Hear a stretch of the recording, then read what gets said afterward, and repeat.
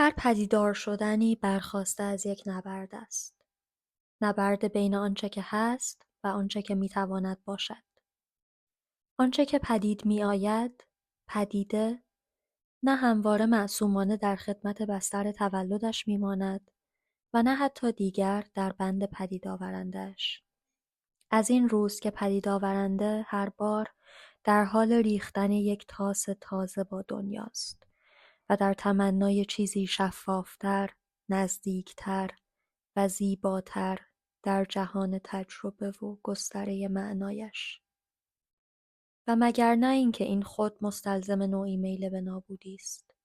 میل به خط زدن، مچاله کردن، دور انداختن و به پرسش کشیدن، بلکه بتوان حرفی دیگر گفت، نقشی دیگر زد، راهی دیگر رفت. هر پدیده فرزند ناخواسته یک تعارض است.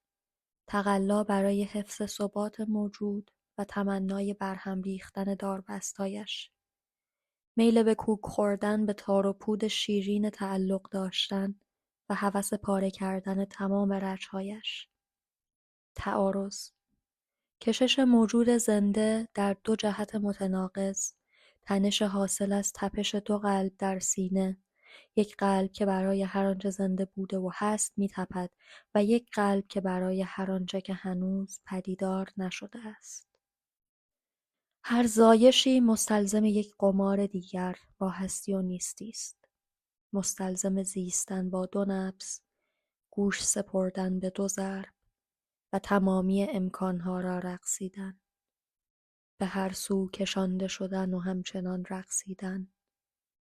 به پاس هر آنچه که بوده، هست و میتواند باشد.